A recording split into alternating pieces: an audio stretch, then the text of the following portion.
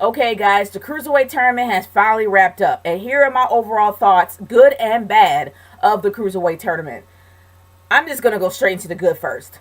The styles, the variety of styles for the Cruiserweight tournament was just refreshing to watch.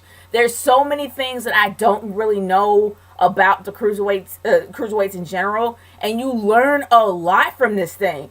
Daniel Bryan and Mauro Ronaldo, I can always get his name tongue tied. They taught you a lot about the cruiserweights, not only with their bracketology show that they had before the cruiserweight tournament. They also teach you a lot during the tournament. That's the best commentary I ever heard in my entire life besides NXT. They actually teach you a lot more about the cruiserweights. Daniel Bryan talks about his experiences with some of them. Marlo Ronaldo actually talks about some of the fighting styles. I learned a lot actually watching the tournament, and that's the first time I could ever say I learned something after watching a wrestling match. The combatants. Besides, some of the obvious countries that I actually do root for, besides the US, of course, I'm a huge fan of Strong Style, but it's amazing to see a variety of wrestlers. You never really thought they were wrestlers in Brazil. Like, seriously. Or wrestlers in South America in general. Or wrestlers in Italy. You had really no idea. For me, I didn't really know. And I'm learning so much actually watching this. The matches were great. I'm not going to lie, they felt short, but hey, it's a tournament. It's going to happen. And I enjoy it. The one thing that made me happy is and I'm going to go into the beginning and the end of round one. The beginning felt like the beginning. It was an amazing way to actually start off the tournament. And oh my gosh, the finale. Tommaso Ciampa, one of my favorite guys I was rooting for, versus Johnny Gargano, or Gargano, however you pronounce his last name. It felt like a finale. It felt serious. They even had a backstage segment with them. It was amazing. I enjoyed that final match. It was great. It was amazing. And I do believe that it was Gran Metalik versus Alejandro Saez for the first match. I could be wrong. But that was amazing as well. It was a great way to start it off, and it was a great way to end it. I absolutely enjoyed it. It was just amazing. Kota Ibushi, of course, held it down. And yes, we have the Brian Kendrick still in the tournament. So unfortunately, one of my favorite guys are gone.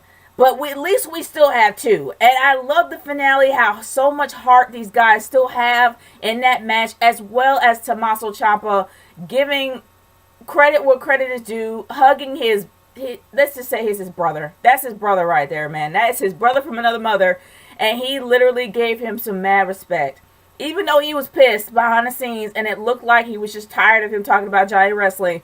But that was his best friend at the very end. And I liked that. I liked how it ended. He gave respect. He hugged his brother. He didn't leave anything hanging. And I thought it was a great way to close it out. I really thought it was amazing. But let's go into the bad. Okay, the matches were incredibly predictable. I predicted possibly every single winner of the entire tournament. Or at least the entire first round of the tournament. And that's not good. That makes me kind of sad because the one thing that I would like. Now, I don't know whether or not New Japan has matches already predetermined or whether or not they are aware of the time frame. So they try to end their opponent as quick as possible. But I don't really know if that's the case. But in this one, you can predict possibly every winner because of there's always a little gap, a little, I guess, space of time where the opponent just waits for the next move to happen. And that is what's bugging me.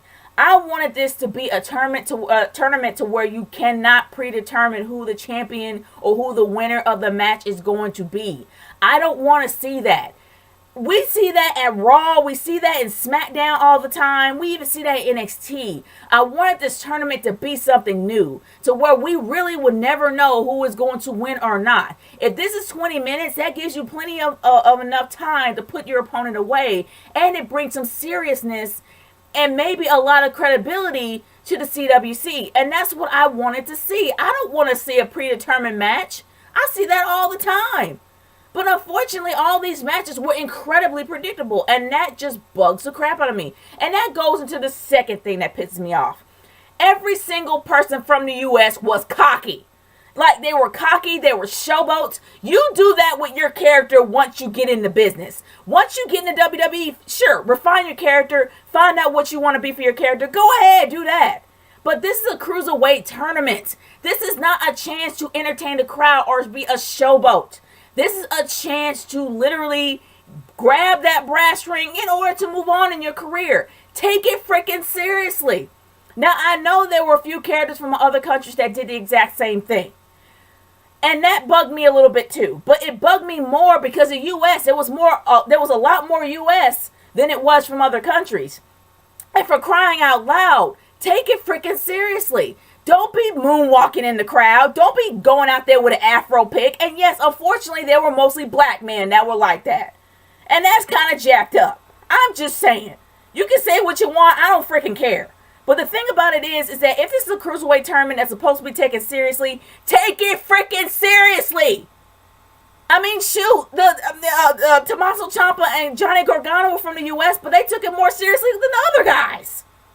And yes, we had a majority of an international crowd, but they actually brought what they had there, but they took it seriously. It wasn't about showboating. It was about winning. Take it as winning. That was the only thing that bugged the crap out of me. And sure, we have a bunch of sob stories that go up in there, and that's great. That brings tearjerkers to the crowd, that brings people behind you. But the thing about it is, it's all about the performance. And the one thing that put a lot of people over for some of these wrestlers were their performances. That's all you got to do. You don't have to showboat. But other than that, the overall tournament in itself, besides my pet peeves, it was amazing. Like, I'm not going to lie. It was amazing. You saw all kinds of combatants from other countries. You saw all different types of styles besides the ones that we know a lot in the States, know about in the States, besides Lucha Libre and Strong Style. We saw technical wrestlers. We saw high flyers. We saw wrestlers from Italy, wrestlers from Brazil. I mean, we saw all kinds of flavors, an international flavor in round one, which makes me excited about round two, because now that we have the bracket set, it's moving on to the second round. And I absolutely am going to enjoy the crap out of second round, because now that we have the characters out there, they were finally introduced, things are going to be taken seriously. And I guess that maybe for me, maybe I'm just being a little bit, I don't know, picky about this, but that's just one of my pet peeves for part one. It should have been serious going straight in there. But other than that, the seriousness is going to come in round two. Like, I mean, if they come out there moonwalking, I'm like, dude, you better start taking it seriously. Because if you made it this far, you can lose the second round. I mean, I'm hoping that they take it seriously for round two. But other than that, I enjoy round one. It was an overall great, amazing CWC. They actually did bring it, and I tip my imaginary hat off to them, and I'm excited about round two.